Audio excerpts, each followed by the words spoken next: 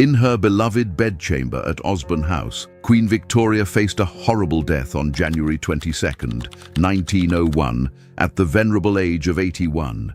Her lengthy reign had made her an integral figure, and her impending passing posed a significant challenge for the nation she had governed.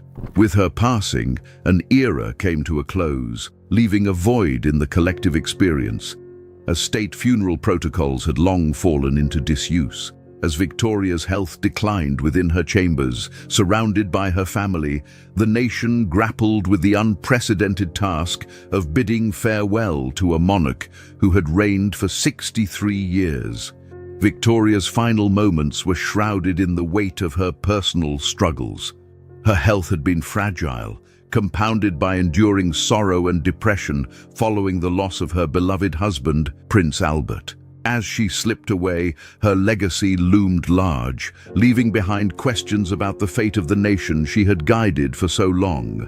The year 1900 proved to be a horrible one for Queen Victoria, marked by a series of tragic events that weighed heavily on her. The conflict in the Boer War, raging between Britain and Africa, loomed large in her thoughts, stirring considerable anxiety.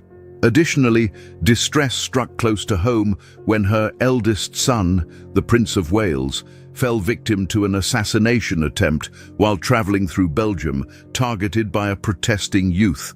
Further compounding Victoria's distress, her eldest daughter Vicky, known as the Dowager Empress of Germany, received a devastating diagnosis of breast cancer, its aggressive spread causing her excruciating pain within the confines of Cromer Castle. The Queen's anguish only deepened in August of the same year with the sorrowful news delivered via telegram. Her beloved son Alfred, the Duke of Edinburgh, succumbed to throat cancer, his life cut short despite his struggles with heavy drinking and smoking. Victoria lamented, "Oh God, my poor darling Alfie gone too, my third grown-up child." Yet more sorrowful tidings arrived swiftly. Her cherished grandson, Prince Christian Victor, son of Princess Helena, died of fever while serving with the British Army in South Africa. As 1900 drew to a close, a wave of grief swept through the Queen's realm with the passing of her dear friend, Lady Jane Churchill, who was discovered lifeless in bed during her visit to Osborne House. The successive blows took a toll on Victoria, evident in her visibly declining health. At 81, an age remarkable even by Victorian standards, the once vivacious monarch found her vitality waning. Her appetite diminished, leading to significant weight loss, while confinement to a wheelchair and failing eyesight underscored her physical decline. Confusion often clouded her mind, a stark departure from her earlier years of sharpness and clarity. She had reigned for over 60 years, and no one in Britain even thought about a time without her on the throne. She reigned for so long that it became the norm, leaving her children unable to acknowledge her illness, and thus no preparations were made for her impending death. Victoria herself was acutely aware of her death, expressing her feelings in her writings. "Another year begun. I am feeling so weak and unwell that I enter upon it sadly." The Queen resided in Osborne House, her beloved sanctuary on the Isle of Wight during her final days, but her health deteriorated rapidly. Despite the observations of her longtime physician, Sir James Reed, who recognized the gravity of her condition and communicated it to the royal family, denial persisted among her relatives. Even as Victoria approached her end, her family, save for Victoria, dubbed the Grandmother of Europe, remained reluctant to accept the reality. Not even in her delirium during her final moments could they fully accept the severity of her condition. Princess Helena and Princess Beatrice in particular refused to entertain the notion of their mother's death, and they tried to keep things as normal as possible. However, discord among the doctors persisted, complicating matters further, while many members of the royal family hesitated to heed the summons to Osborne House. The Prince of Wales, Victoria's heir, felt frustrated by the necessity of cancelling weekend plans, while the Duke of Connaught found himself obligated to attend celebrations in Berlin, marking 200 years of the Prussian monarchy. Some family members were engaged elsewhere, including at the theatre. Meanwhile, Sir James Reed, the Queen's physician, recognized the urgency of the situation. He telegraphed Kaiser Wilhelm of Germany, prompting the cancellation of all celebrations. Together with the Duke of Connaught, they journeyed to England, compelling the royal family to disclose the Queen's illness to the public and initiate preparations for her eventual passing. The sudden announcement caught her subjects off guard, with headlines such as "Queen unconscious, sinking fast" dominating the news. However, tabloids had never handled this sort of story before, and they speculated, inaccurately, that she was getting better. It's believed that even the Queen herself struggled to come to terms with the approach of her death.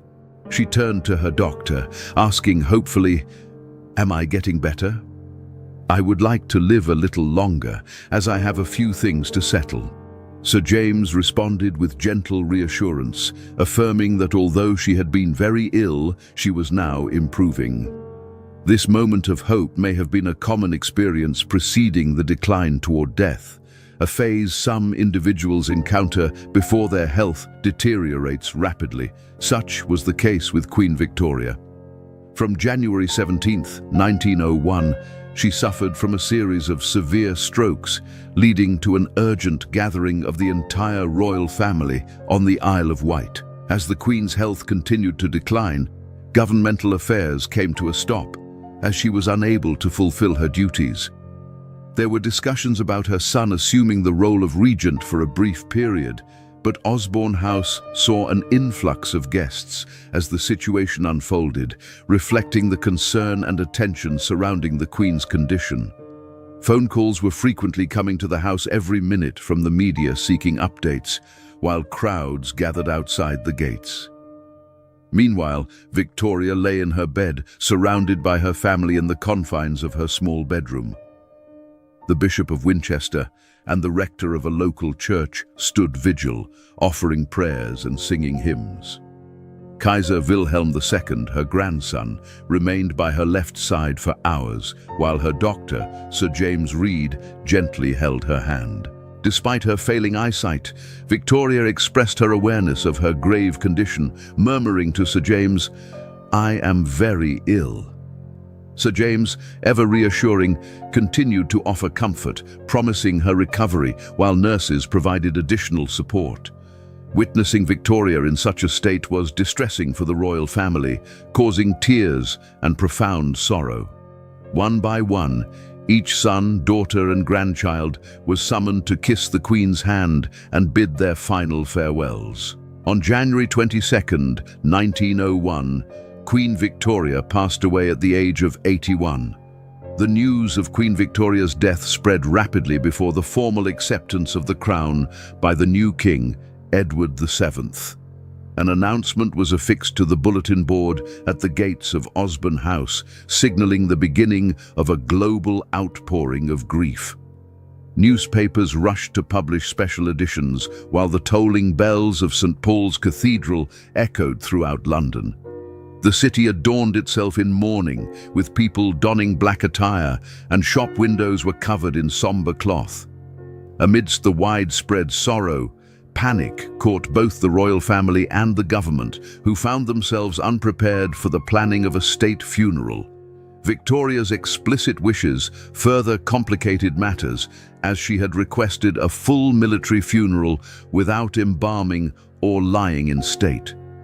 She specified white ponies to pull the gun carriage bearing her coffin and expressed her desire to be buried alongside her beloved husband, Albert, at Frogmore, rather than at St. George's Chapel in Windsor. Tensions heightened when Kaiser Wilhelm II ordered a death mask against Victoria's wishes, causing offense to the royal family.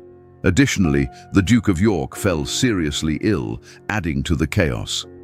The royal undertaker, hastily summoned from London, worsened the situation by forgetting to bring the coffin, further contributing to the atmosphere of confusion and uncertainty.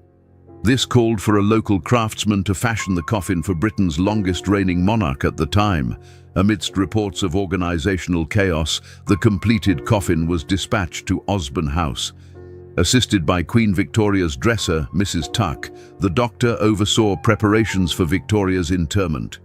Adhering to the Queen's wishes, embalming was avoided, with charcoal scattered on the coffin floor to mitigate smells. Victoria was attired in a white silk dressing gown, adorned with a garter ribbon and star, with her wedding veil placed over her face. Subsequently, the Duke, the Kaiser, and the King lifted her body into the coffin, bidding their final farewells. Upon the family's departure, the Doctor and Mrs. Tuck fulfilled the Queen's clandestine requests.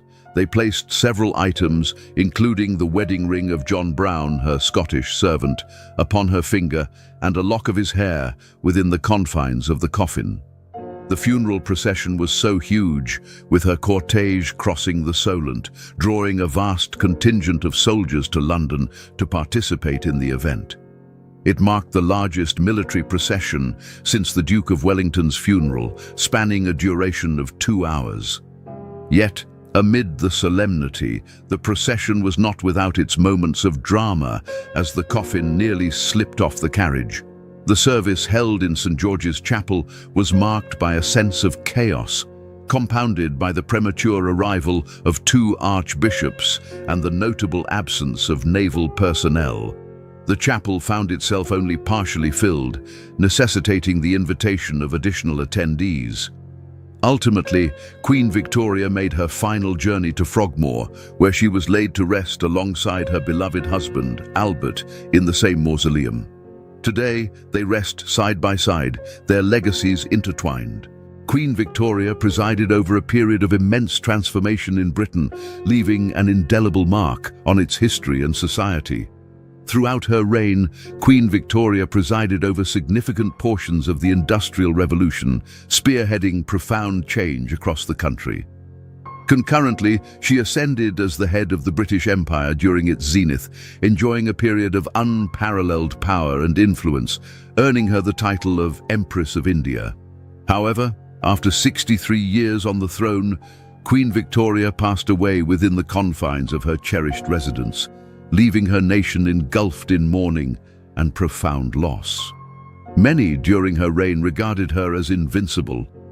Yet surrounded by her family after a prolonged illness, Queen Victoria's death was undeniable as she peacefully departed this world.